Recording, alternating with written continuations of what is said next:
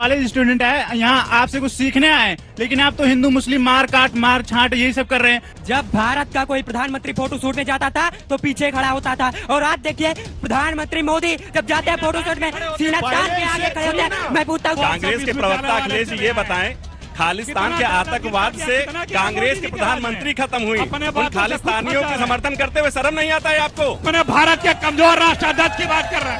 भारत का प्रधानमंत्री क्यों नहीं सख्त कदम उठा रहा है? चुप रहो, तुम चुप रहो, चुप। गद्दारों, देश के गद्दारों राजीव गांधी हैं जिन्होंने इस देश को 21वीं सदी में आईटी सेक्टर दिया। कांग्रेस का एक जिले में एक ऑफिस भी नहीं है। ये भ्रष्ट इस हिसाब से बोलेंगे कांग्रेस का एक जिले में एक ऑफिस नहीं है। कांग्रेस का तो पिछले कई वर्षों से दिल्ली में कोई सांसद भी नहीं है, कोई विधायक भी नहीं है। गजब बेइज्जती है। पलटना इसको कहते हैं साहब, कि रिटायरमेंट अनाउंस करके आगे पीएम बनने के लिए क्या बात करेंगे कांग्रेस? ये यूरिया चोर, इन लोगों को कुछ नहीं पता। मैं पूछता हूँ 8500 रुपए हम देंगे, कहाँ गया 8500 रुपए? ये बताएं हमको। अगर ये नहीं दे रहे तो ये मंच छोड़ के माफी मांगे।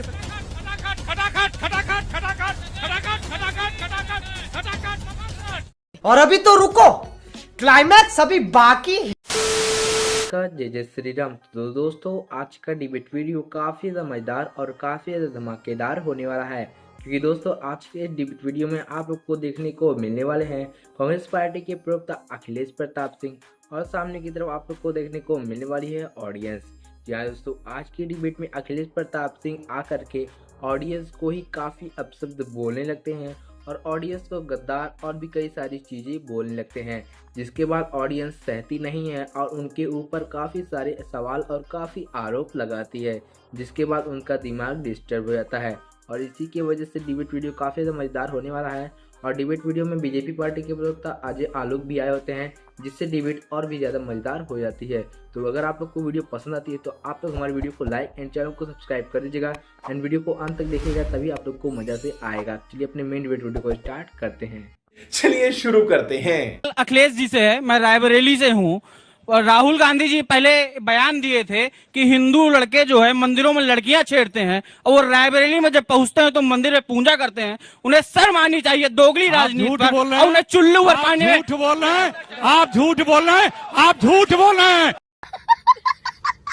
अरे बलात्कारियों को तुम महिमा मंडित करते हो, बीएचयू के बलात्कारियों का, बीएचयू के बलात्कारियों का तुम भाजपाई महिमा मंडल करते हो। बिल्किस बानो के बलात्कारियों का महिमा मंडल भाजपाई करते हैं। बीएचयू की छात्रा की दुराचार करने वाले भाजपाइयों को, आईटी सेल वालों का ये महिमा मंडल करते हैं। लखनऊ में रोजाना बलात्कार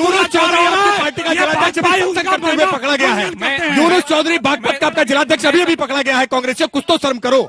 मैं सपा के प्रवक्ता से एक सवाल पूछना चाहूंगा, क्या उनको ये कानून व्यवस्था नहीं अच्छा लग रहा है जहां अपराधियों का इनकाउंटर हो रहा है? ये फंस गया सीएम। क्या उनको वही कानून व्यवस्था चाहिए जो इसी हजरतगंज चौराहे पर सीओ को गाड़ी के बोनट में बैठा के घुमाया जाता था? आपको शायद पता नहीं है कि यही विवेक तिवारी, यही चौराहा है। विवेक तिवारी को गाड़ी में किस तरह से मार दिया गया, गिरफ्तार करके विवेक तिवारी को।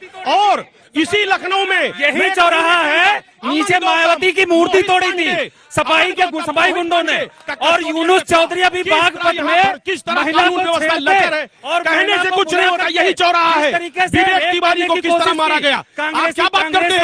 आज अखबार उठा लीजिए तो पूरा पन्ना रंगा रहता है, अखबार उठाइए तो पूरा पन्ना रंगा रहता है। पूरी तरह से कानून व्यवस्था लचर है पूरे प्रदेश में, उत्तर प्रदेश में पूरी तरह से जा रहा था। उसको क्यों बचा रहे हैं? क्यों नहीं पार्टी से निकालना है उसको? जनाब, केंद्रीय मंत्रिमंडल में कितने दुराचारी थे पता है? उत्तर प्रदेश के मंत्रिमंडल में सिर से लेकर के नीचे तक, सीएम, डिप्टी सीएम से लेकर के अदाना तक भाजपाइयों पे कौन कौन से मुकदमे हैं और कौन कौन से मुकदमे वापस हुए हैं?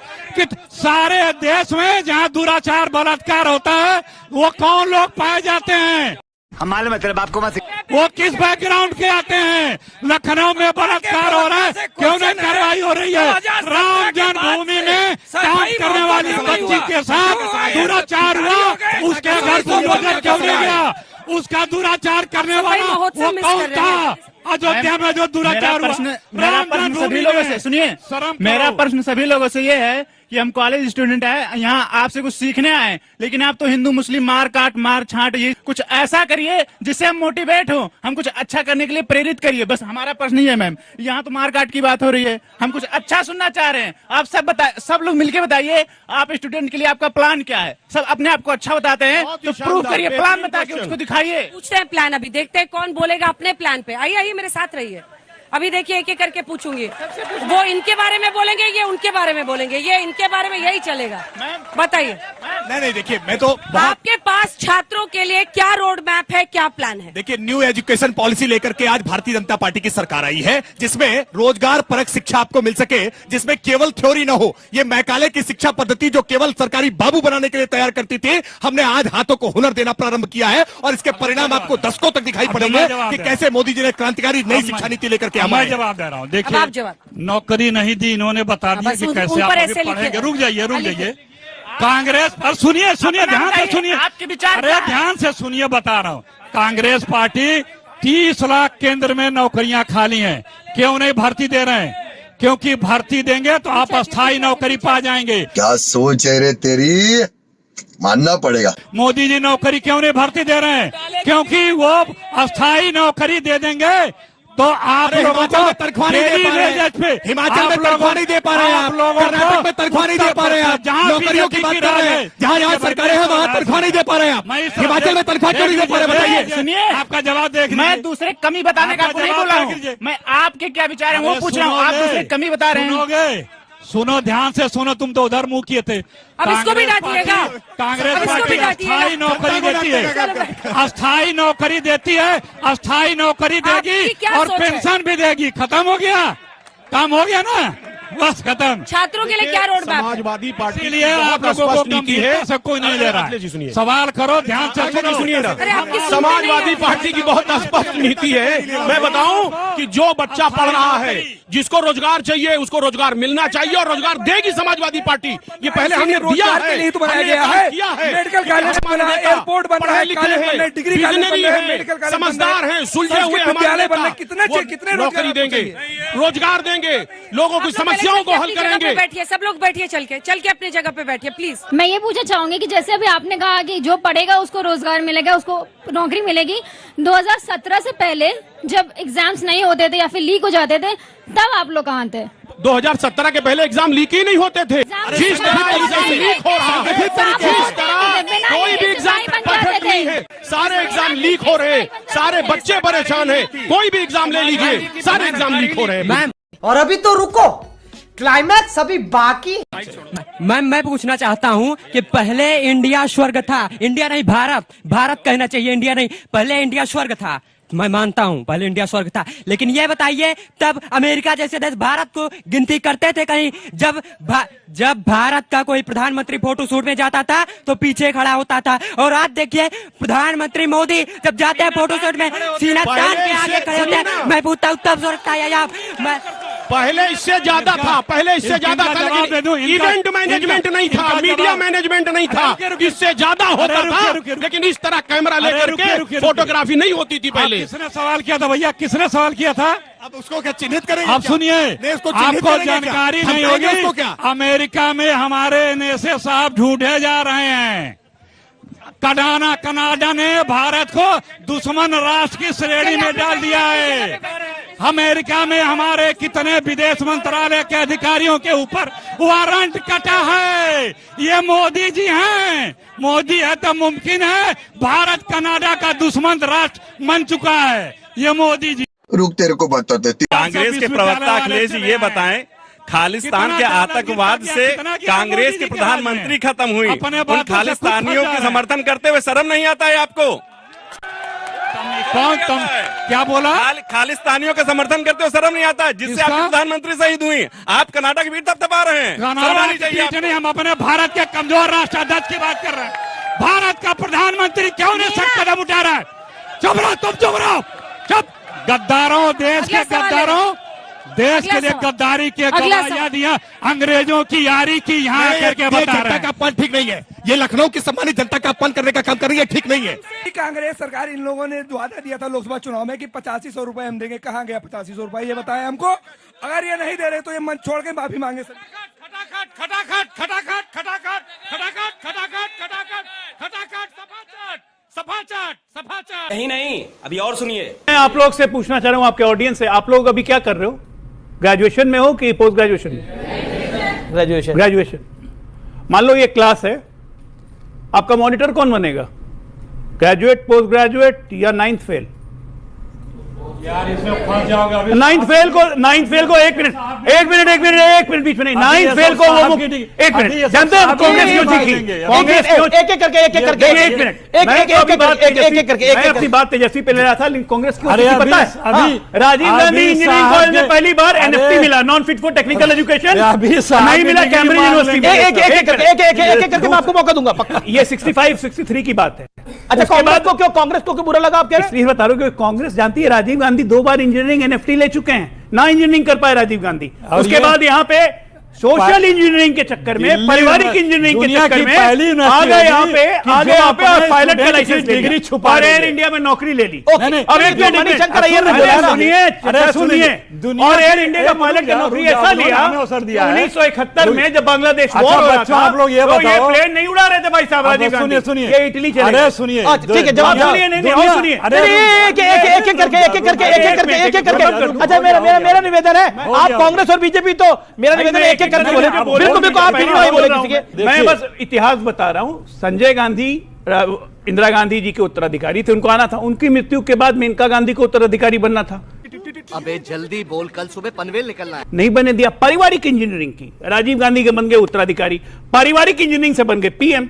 तो बाहर में गई इंजीनियरिंग। कौन सी इंजीनियरिंग बेटर है? पारिवारिक इंजीनियरिंग जो पीएम बनाता है, या इंजीनियर जो इंजीनियर बनाता है? उसी कॉन्सेप्ट में तेजस्वी यादव भी आ गए, 9वीं फेल करके बनेंगे बिहार का मुख्यमंत्री, और सब युवाओं को मंजूर होगा। कहते हैं युवा नेतृत्व आना चाहिए। ऐसा युवा, आप सुनिए, धन्यवाद, ऐसा युवा तेजस्वी मॉडल ऑफ इकोनॉमिक्स ये है, पता है क्या है? बिना कोई काम किए हुए, बिना कोई नौकरी किए हुए, बिना कोई व्यवसाय किए 136 करोड़ क्रिकेटर है, क्रिकेटर पानी ढोते थे। आज तक कोई बल्ला पकड़ा? बॉल फेंका आज तक? सबने देखा आईपीएल में पानी ढोते। अखिलेश जी के पास जा रहा है, फिर ऑडियंस के पास भी जा रहा है, वो सवाल पूछना चाहती है। अपने सवाल तैयार रखिए आप लोग। अखिलेश जी, ये मणिशंकर अय्यर को बदल के ले आए। राजीव गांधी इंजीनियरिंग फेल थे या नहीं? पूछिए। रुक जाओ क्या के लिए? जो हमारे देश के प्रधानमंत्री हैं, इंजीनियरिंग विद्यालय हर यूनिवर्सिटी जो है, राजीव गांधी के नाम से यूनिवर्सिटी रो रहे हैं। अब ये इसे बोलते हैं रोना। बोलिए। हमारा विश्वविद्यालय अपने एक छात्र की डिग्री गोपनीय बता रहा है। वो किसकी गोपनीय बता रहा है? हमारे प्रधानमंत्री जी की। अरे भाई, उससे क्या होता है? अच्छा, छुपा क्यों रहे हो? उसमें जाता क्या है? और वही राहुल गांधी हैं, राजीव गांधी हैं, जिन्होंने इस देश को 21वीं सदी में आईटी सेक्टर दिया, नौजवानों को मताधिकार दिया, पंचायती राज व्यवस्था दिया, बीच में मत बोलो,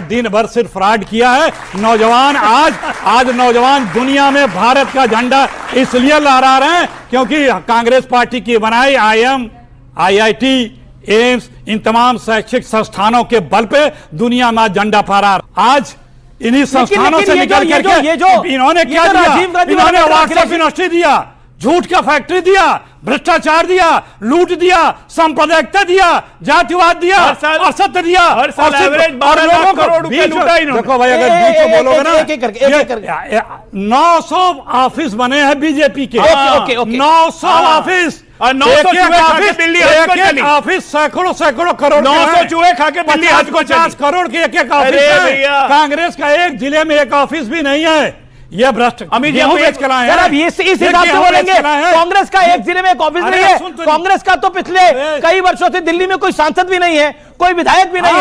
यूपी में एक समय पर आज 2 विधायक है, तो ये कांग्रेस की क्या बात करेंगे? अरे बाप रे, ये तो धोती खोल रहा है। सुनिए जी, हमने देश को लूट करके अपने मित्रों का कर्जा नहीं माफ किया है। जब मोदी जी आए तो 54 लाख करोड़ रुपए देश पे कर्जा था, मात्र 10 वर्षों में। अरे भाई, 15-15, 20-20 साल राज कर रहे हो, देख क्या रहे हो देश को? अभी 11 साल हुए, अभी 11 साल हुए। इनका सामाजिक न्याय ऐसा है कि उत्तर प्रदेश में दंगा होता है, समाजवादी पार्टी जाती है कॉम्पनसेशन देने, 5 मुसलमानों को कॉम्पनसेशन दे दी है, हिंदुओं को कोई कॉम्पनसेशन नहीं। ये इनका सामाजिक न्याय है। अच्छा, हर चीज में हिंदू मुसलमान क्यों हो जाता है? बिल्कुल नहीं, मेरा प्रश्न है, हर चीज में हिंदू नहीं आएगा। क्यों? हिंदुस्तान में हिंदू नहीं आएगा तो कहा पाकिस्तान में आएगा? क्या बात कर रहे हैं आप? हिंदुस्तान में हिंदू की बात नहीं करेंगे।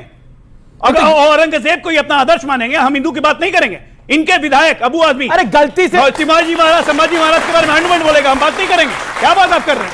चल लिया देश ऐसे, तो देश ऐसे चल चुका 70 साल से, और नहीं चलेगा। जो शिवाजी की बात करेगा वही देश पे राज करेगा, याद रखिए। क्या बढ़िया था गुरु। राजनीतिक धर्म होता है, ये राजनीतिक धर्म होता है, और हम धर्म के साथ राजनीति करते हैं, हम अधर्मी नहीं है। ओके, घबरा रहे अजय लोग आपकी बात सुन के, घबरा गए आप? हिल गया मैं तो। अरे इनको बोलिए, लगातार बोल रहे कि नीतीश कुमार 8 बार इधर से उधर पलट गए, उधर से इधर पलट गए, तो एक मिनट, अगर मान लीजिए, अगर ठीक है, अगर इनकी बात मान भी लें कि नीतीश कुमार ने आखिरी चुनाव का, तो फिर पलट जाएंगे, क्या बात है जनती में? ठीक है, अब एक मिनट, एक बात 1991 में, एक मिनट, 1991 में नरसिम्हा राव रिटायरमेंट पे थे तमिलनाडु में, आपको याद है ना? जी जी जी जी। रिटायरमेंट तो के बुला लिया गया था देश का प्रधानमंत्री बनने के लिए, भूल गए? पलटना इसको कहते हैं साहब, कि रिटायरमेंट अनाउंस करके आगे पीएम बनने के लिए। क्या बात करेंगे कांग्रेसी, ये यूरिया चोर, इन लोगों को कुछ नहीं पता, ये खाली किसानों के नाम करते हैं। क्या बढ़िया था गुरु।